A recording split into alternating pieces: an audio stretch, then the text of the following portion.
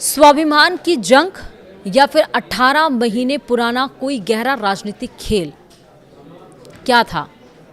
क्यों अन्नामलई ने अचानक से इस्तीफा दे दिया? अचानक इस्तीफे के पीछे का पूरा सच हम आपको इस वीडियो में बताएंगे। नमस्कार, आप देख रहे हैं न्यूज़ 18 का डिजिटल प्लेटफॉर्म। मैं हूं आपके साथ श्रुति श्रीवास्तव। तमिलनाडु बीजेपी के पूर्व प्रदेश अध्यक्ष के अन्नामलई ने बीजेपी से अपना नाता तोड़ते हुए एक बेहद चौंकाने वाला खुलासा किया। अन्नामलई ने बताया कि केंद्रीय नेतृत्व के साथ उनके वैचारिक मतभेद पिछले 18 महीनों से चल रहे थे और उन्होंने 4 दिसंबर 2025 को ही आला कमान को अपने इस्तीफे की जानकारी दे दी थी। तो अब आइए जानते हैं कि आखिर 18 महीने पहले हुआ क्या था। विस्तार से बताऊंगी मैं इस वीडियो को, तो पूरा ध्यान से देखिएगा। दरअसल तमिलनाडु की सियासत में आज यानी कि 5 जून 2026 को वो महाविस्फोट हो ही गया जिसकी चिंगारी पिछले 18 महीनों से सुलग रही थी। सूबे में बीजेपी का सबसे बड़ा चेहरा और पूर्व आईपीएस अधिकारी के अन्नामलई ने आखिरकार भगवा पार्टी को अलविदा कह ही दिया। दिल्ली दरबार से उनका इस्तीफा मंजूर होने के महज कुछ ही घंटों के भीतर अन्नामलई ने चेन्नई में एक हाई प्रोफाइल प्रेस कॉन्फ्रेंस बुलाई और अपने नए राजनीतिक सफर का बिगुल फूंक दिया। मीडिया में छपी खबर के मुताबिक अन्नामलई पिछले काफी समय से दिल्ली आलाकमान की समझौतावादी राजनीति से बेहद खफा चल रहे थे। उन्होंने मीडिया के सामने साफ कहा है कि पार्टी के फैसलों को लेकर उनके वैचारिक मतभेद काफी पुराने थे। उनका बीजेपी से मोह भंग अचानक नहीं हुआ, बल्कि इसकी पूरी कहानी 1.5 साल पहले ही लिखी जा चुकी थी। साल 2019 में जब कर्नाटक कैडर के बेहद कड़क और सिंघम कहे जाने वाले आईपीएस अधिकारी के अन्नामलई ने पुलिस सेवा से इस्तीफा दिया तो हर कोई हैरान था।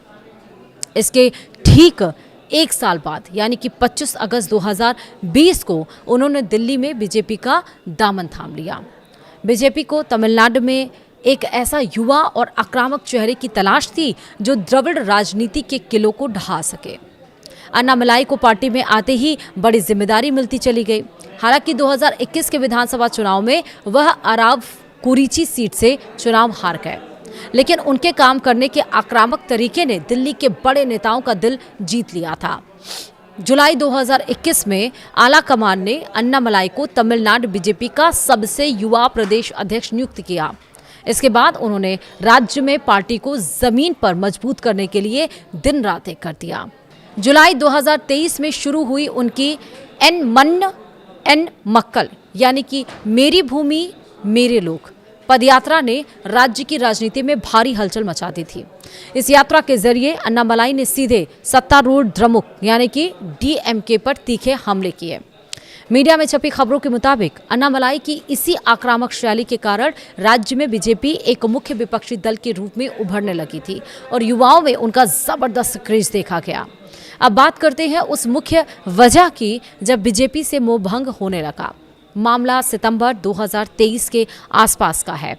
अन्नामलई ने द्रविड़ राजनीति के बड़े प्रतीकों सीएन अन्नादुरई और एआईडीएमके की दिवंगत नेता जयललिता को लेकर तीखे बयान दिए थे। इस बयान से भड़ककर सहयोगी दल एआईडीएमके ने 25 सितंबर 2023 को बीजेपी और एनडीए से नाता तोड़ लिया था। अन्नामलई चाहते थे कि बीजेपी इस बैसाखी को छोड़ अकेले लड़े, लेकिन दिल्ली आलाकमान द्रविड़ दलों के सामने झुकने को तैयार था।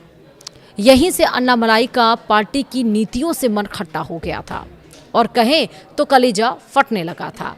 इसके बाद भी अन्नामलई ने केंद्रीय नेतृत्व के सामने स्टैंड लिया कि बीजेपी को बिना किसी बैसाखी से अकेले लड़ना चाहिए।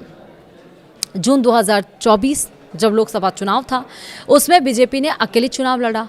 अन्नामलई कोयम्बटूर सीट से खुद चुनाव हार गए, लेकिन उनके नेतृत्व में बीजेपी का वोट शेयर रिकॉर्ड 11.38% यानी कि 11.38% पहुंच गया। इस सफलता के बाद अन्नामलई चाहते थे कि बीजेपी तमिलनाडु में बिना किसी क्षेत्रीय दल की बैसाखी के अकेले आगे बढ़े, लेकिन दिल्ली में बैठे केंद्रीय नेतृत्व को लगा कि 2026 के विधानसभा चुनाव में द्रमुक को हराने के लिए एआईडीएमके का साथ जरूरी है और यहीं से अन्नामलई और दिल्ली आलाकमान के बीच वैचारिक मतभेद गहरे हो गए और उन्होंने अलग राह चुनने की ठान ली थी। इसके बाद जो रही सही कसर भी थी वह 11 अप्रैल 2025 को पूरी हो गई, जब मतभेद और बढ़ गया और दिल्ली आलाकमान ने 2026 के विधानसभा चुनाव के मद्देनजर AIADMK के साथ दोबारा गठबंधन की जमीन तैयार करने के लिए अन्नामलाई को अध्यक्ष पद से हटा दिया। उनकी जगह नैनार नागेंद्रन को कमान सौंपी गई है और उसके बाद अन्नामलाई खुद को साधारण कार्यकर्ता कहने लगे। 2026 में बीजेपी ने AIADMK के साथ जूनियर पार्टनर के रूप में गठबंधन किया। अन्नामलाई को टिकट नहीं दिया गया और वह चुनावी प्रक्रिया से काफ़ी हद तक दूर रहे, लेकिन बीजेपी AIADMK गठबंधन चुनाव में पूरी तरह फेल रहा। सुपरस्टार विजय की पार्टी यानी कि TVK ने शानदार प्रदर्शन किया, जबकि बीजेपी का वोट शेयर गिरकर 3% से नीचे आ गया और सिर्फ एक सीट मिली। इससे अन्नामलाई का यह स्टैंड सही साबित हुआ कि AIADMK के साथ जाना आत्मघाती था। वहीं अब आपको बताएंगे कि बगावत, इस्तीफा और नई शुरुआत कैसे हुई। मई 2026 की बात करते हैं। अन्नामलाई ने केंद्र सरकार की त्रिभाषा नीति यानी कि क्लास 9 के लिए जो लाई गई थी का सार्वजनिक तौर पर विरोध कर अपनी ही सरकार के खिलाफ पहली खुली वैचारिक बगावत की।